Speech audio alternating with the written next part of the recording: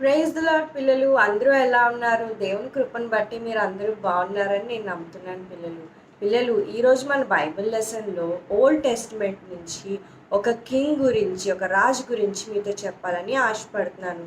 మరి ఆ రాజు ఎవరు? ఆయన ఏం చేశారు? మరి ఈ లెసన్ ద్వారా దేవుడు మనకి నేర్పించబోయే ఆత్మీయ పాఠం ఏంటో మనం విని తెలుసుకుందామా? యోషియా. ఈ యోషియా అనే కింగ్ దేవుణ్ణి ఎంతో ప్రేమించి ఆయన ధర్మశాస్త్రాన్ని, ఆయన లాస్ని ఒబీడియంట్గా ఫాలో అవుతూ దేవునికి ఇష్టనిగా జీవించారు పిల్లలు. దేవునికి ఇష్టమైన పనులు చేస్తూ ఐడల్ వర్షిప్ చేయకుండా తను పరిపాలిస్తున్న ప్రజల్ని కూడా దేవుని తట్టు తిప్పారనమాట. ఆయన చనిపోయిన తర్వాత ఆయన కుమారుడైన జెహోయాకీమ్ కింగ్గా థ్రోన్ మీదకి వచ్చారనమాట. కింగ్గా మరి ప్రజల్ని పరిపాలించడానికి ఆయన ఫాదర్ తర్వాత ఆ పొజిషన్కి వచ్చారు. కానీ ఈ కింగ్ తన తండ్రిలాగా దేవుణ్ణి ప్రేమించారని అనుకుంటున్నారా? లేదు పిల్లలు. He is very disobedient. తన ఫాదర్ ఏమో దేవుణ్ణి ప్రేమించి ధర్మశాస్త్రాన్ని ఫాలో అయ్యారు. కానీ ఈ జెహోయాకీమ్ మాత్రం విగ్రహారాధన చేస్తూ భయంకరమైన పాపం క్రూయల్గా ఉంటూ తను పరిపాలిస్తున్న ప్రజలు కూడా మరి భయంకరమైన ఐడియల్ వర్షిప్ని చేస్తూ దేవునికి అయిష్టమైనవి ఆయన లాస్ని బ్రేక్ చేస్తూ జీవించారు పిల్లలు. మరి అంత పాపం చేస్తున్నారు కదా అందరూ. మరి దేవునికి కోపం రాదా? దేవుని హృదయం బాధపడదా పిల్లలు? మరి దేవుణ్ణి బాధ పెట్టారు వాళ్ళ యొక్క చేష్టల ద్వారా, వాళ్ళ బిహేవియర్ ద్వారా, ఐడల్ వర్షిప్ ద్వారా. మరి మనకి క్లియర్గా దేవుని ఇచ్చిన కమాండ్మెంట్స్లో ఐడల్ వర్షిప్ చేయొద్దు అని క్లియర్గా చెప్పారు. కానీ వారు దేవుణ్ణి ఎంతో దుఃఖపెట్టారు పిల్లలు. మరి పిల్లలు మన లైఫ్లో మనం ఏదైనా మిస్టేక్ చేసినప్పుడు ఫస్ట్ మన పేరెంట్స్ కానీ స్కూల్లో కానీ ఫస్ట్ మనకి టీచర్స్ మన పేరెంట్స్ ఏం చేస్తారు? ఫస్ట్ దే విల్ వార్న్ అస్. ఒక వార్నింగ్ సైన్ని, ఒక వార్నింగ్ సిగ్నల్ని మనకి ఇస్తారు. ఇది చేయొద్దు, ఇది చేస్తే ఇది రాంగ్, ఇది చేస్తే కాన్సిక్వెన్సెస్ని ఫేస్ చేయాలి, పనిష్మెంట్ వస్తుంది. సో ఇక్కడితో నువ్వు చేస్తుంది ఆపే, ఈ రాంగ్ డూయింగ్ని ఆపకపోతే you have to face the punishment, నీకు పనిష్మెంట్ వస్తుంది అని వార్న్ చేస్తారు కదా. కొంతమంది ఏం చేస్తారు? ఆ తప్పుని తెలుసుకొని రిపెంట్ అయ్యి సారీ చెప్పి ఆ మిస్టేక్ని వాళ్ళు సెట్ చేసుకుంటారు కదా, మానివేస్తారు, ఆ పనిని చేయడం ఆపేస్తారు. కొంతమంది ఏం చేస్తారు? ఏం పర్లేదులే అని చెప్పి అపవాది చెప్తున్న మాటలు వింటూ వాడి ట్రాప్లో పడిపోయి ఆ తప్పుని కొనసాగిస్తూ, ఆ మిస్టేక్ని కొనసాగిస్తూ వాళ్ళు ఎట్ ది ఎండ్లో ఏమొస్తుంది? వాళ్ళకి పనిష్మెంట్ అన్నది వస్తుంది.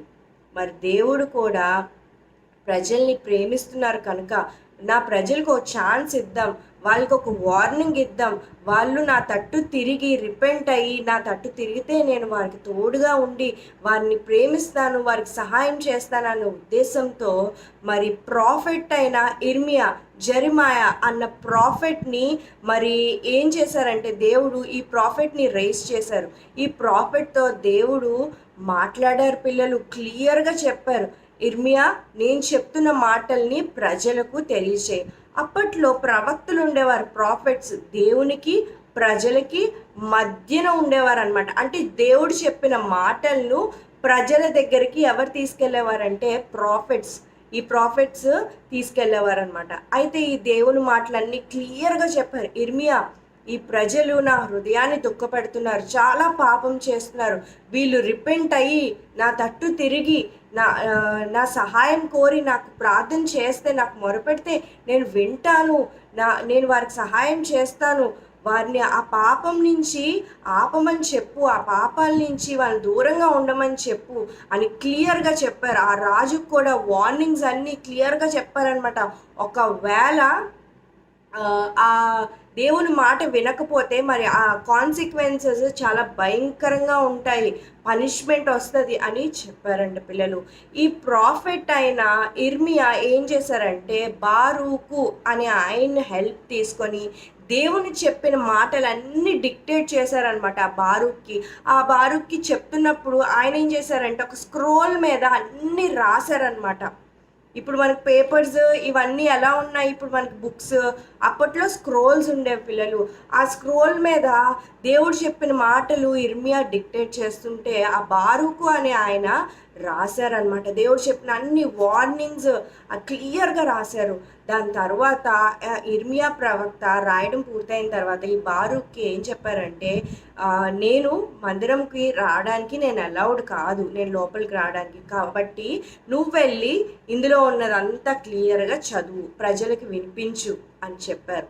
టెంపుల్లోకి వెళ్ళి అలానే చేశాడు పిల్లలు. బారూక్ చదివినప్పుడు ప్రజల్లో భయము పుట్టిందంట. ఆ వార్నింగ్స్ వినిన తర్వాత ఆ వినిన దాంట్లో ఒక ఆయన విని లీడర్స్ చెప్పినప్పుడు మళ్ళీ లీడర్స్ దగ్గరికి వెళ్ళి ఈ బారూకు ఆ స్క్రోల్లో ఉన్నవన్నీ చదివినప్పుడు మరి ఆ లీడర్స్ కూడా చాలా భయం అనిపించిందంట. అమ్మో, దేవుడు మా మీద ఇంత యాంగ్రీగా ఉన్నారు, మా మా తప్పుల ద్వారా ఆయన ఇంత బాధ పెట్టామని వాళ్ళు తెలుసుకున్నారు. వాళ్ళు ఈ బారూకు స్క్రోల్ చదివేసి అక్కడ పెట్టేసి వెళ్ళిపోయారు. తర్వాత మరి ఈ లీడర్స్ కింగ్కి తెలియజేశారనమాట, రాజా దేవుని నుంచి మనకు వర్తమానం వచ్చింది ప్రవక్త ద్వారా అని. ఆ స్క్రోల్ని చదివినప్పుడు ఆ రాజుకి ఏం కలగాలి పిల్లలు? భయం కలగాలి కదా, దేవుని యందు భయం కలగాలి కదా. మరి ఆయన భక్తిహీనుడుగా ఉన్నాడు, ఆయనకి దేవుని భయం లేదు. ఆయన ఏం చేశాడంటే కోపగించాడంట, ఇంకా యాంగ్రీ అయిపోయాడంట. యాంగ్రీ అయిపోయి ఆయన ఏం చేశాడంటే ఆ స్క్రోల్ని నాశనం చేయాలని చెప్పి అక్కడ మండుతున్న మంటలో ఆ స్క్రోల్ని తీసుకెళ్ళి వేసేసాడంట పిల్లలు. ఈ స్క్రోల్ని నేను నాశనం చేసేస్తే ఇంకా నాకు వార్నింగ్ ఇచ్చే వాళ్ళు ఎవరు ఉండరు, నాకే పనిష్మెంట్ ఉండదు, నేను తప్పించుకోవచ్చు అనుకున్నాడేమో ఆ రాజు. అదంతా నాశనం, ఆ స్క్రోల్ అంతా కాలిపోయేంత వరకు మరి ఆ రాజు ఆగ్రహించి యాంగ్రీ అయ్యి ఆ దేవుని మాటలు నా స్క్రోల్ని నాశనం చేశాడు. దేవుని యొక్క మాటల్ని విన్నారా ఆ రాజు? లేదు కదా, డిజోబీడియంట్గా బిహేవ్ చేశాడు. కొంతకాలమైన తర్వాత దేవుడు చెప్పిన వార్నింగ్స్ అన్నీ నిజమయ్యాయి పిల్లలు. మరి బాబిలోనియన్స్ చెరలోకి ఈ రాజు ఎవరు? ఈ జెహోయాకీం అన్న రాజు, ఆయన కింగ్డమ్ అంతా బానిసత్వంలోకి వెళ్ళిపోయింది. ఒక 3 years ఒక పప్పెట్ కింగ్ లాగా అయిపోయాడంట. అంటే బాబిలోనియన్స్ ఏం చెప్తే, ఆ నెబుకద్నెజర్ కింగ్ ఏం చెప్తే అది చెయ్యాలన్నమాట. అంతేకాకుండా ఈ జెహోయాకీంకున్న రాయల్ వాల్యుబుల్ థింగ్స్ అన్నీ తన ఫ్యామిలీ మెంబర్స్ని కూడా బానిసత్వంలోకి ఇచ్చేవలసి వచ్చింది. కొంతకాలం అయ్యాక ఈ జెహోయాకీం కూడా చనిపోయాడు పిల్లలు. మరి దేవుడు చెప్పినట్టే తన వంశం నుంచి ఎవ్వరూ మరి కింగ్ అయ్యే అవకాశము ఇంకా లేదు. మరి పాపం చేసిన ప్రజలందరూ మరి దేవుడు వార్నింగ్ ఇచ్చినా ఫాలో అయ్యారా, రిపెంట్ అయ్యారా? అవ్వలేదు కదా. వాళ్ళందరూ బాబిలోనియన్ యొక్క మరి ఎనిమీ కింగ్డమ్స్ చేతిలో వాళ్ళు బానిసలుగా ఉండిపోయారు. చాలా బాధలు పడ్డారు పిల్లలు. ఈ లెసన్లో మనకి దేవుడు ఏం నేర్పిస్తున్నారంటే, మరి ఈ కింగ్ దేవుని వాక్యము మాట్లాడుతున్నప్పుడు, దేవుని మాటలు వింటున్నప్పుడు ఆయన విని రిపెంట్ అవ్వకుండా, ఆయన మిస్టేక్స్ని తెలుసుకోకుండా ఏం చేశారు? డిజోబీడియంట్గా ఉన్నారు పిల్లలు. ఆ రాజు ఏమనుకున్నాడు? ఎంత తెలివి తక్కువడో కదా.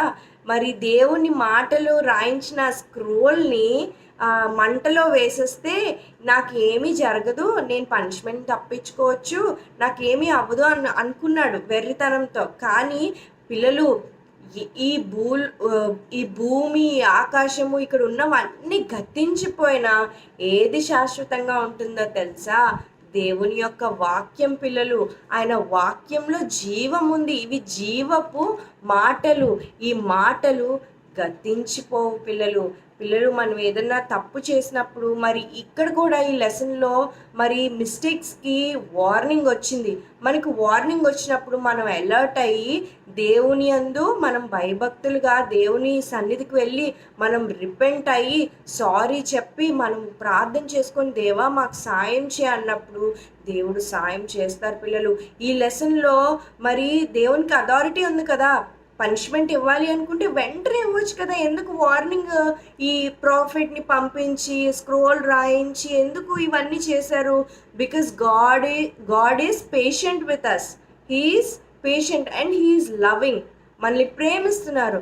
నా బిడ్డలు తప్పును తెలుసుకొని నా తట్టు తిరిగితే నేను వారిని క్షమించి మళ్ళీ నేను చేర్చుకుంటాను అంత జాలి కలిగిన హృదయము మన దేవునిది. అటువంటి ప్రేమ కలిగిన దేవుణ్ణి మనము కలిగి ఉన్నాం. పిల్లలు, ఈ లెసన్లో ఆ రాజు మరి వెర్రితనంతో ఆ స్క్రోల్ని నాశనం చేశాడు.